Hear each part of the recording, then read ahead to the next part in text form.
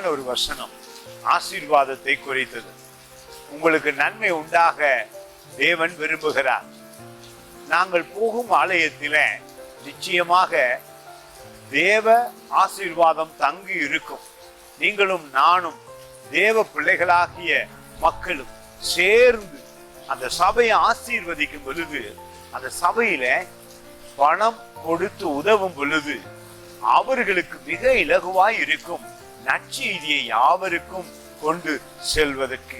அதுதான் இந்த வசனம் சொல்லுகிறது. பாருங்கள், மலாக்கி புத்தகத்திலே 3ஆம் அதிகாரம் 10வது வசனம், என் ஆலயத்தில் ஆகாரம் உண்டாயிருக்கும்படி.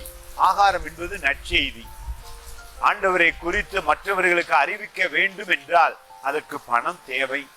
எனவே நீங்கள் உங்களுடைய தசம பாகங்களையும் உங்கள் காணிக்கைகளையும் ஆலயத்துக்கு கொடுக்கும் பொழுது அதனூடாக அநேகர் தேவனுடைய நல்ல செய்தியை அறிந்து கொள்வார்கள். பாருங்கள், சொல்லுகிறது ஆகாரம் உண்டாயிருக்கும்படி, சுவிசேஷம் சொல்லுவதற்கு தேவையான சூழல் உண்டாயிருக்கும்படி தசம பாகங்களை எல்லாம் பண்டக சாலையிலே கொண்டு வாருங்கள்.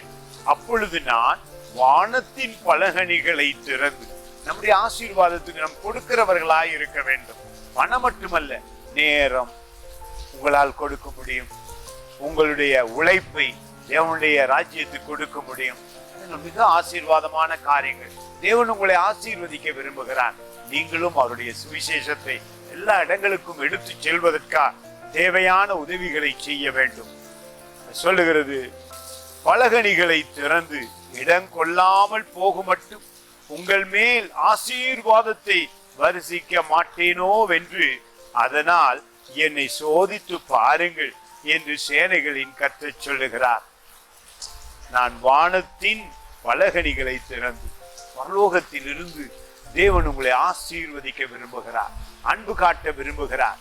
இரக்கம் காட்ட விரும்புகிறார். உங்கள் தேவைகள் எல்லாம் அதிசயமாக சந்திக்க விரும்புகிறார். எனவே உங்கள் நேரங்களை, உங்களுடைய வருமானங்களை தேவனுடைய ராஜ்யத்துக்கு கொடுப்பதற்கு ஆசைப்படுங்கள். அப்பொழுது தேவனுடைய ராஜ்யம் எங்கும் சொல்லப்படும். அவருடைய வல்லமை அறிவிக்கப்படும். நீங்களும் நானும் அவருடைய நல்ல செய்தியை, உணவை, அநேகர் தாகமாய் இருக்கிறார்கள், பசியாய் இருக்கிறார்கள், எடுத்து செல்ல வேண்டும். அதனால் பணம், ஆசீர்வாதம் உண்டாக வேண்டும். God bless you.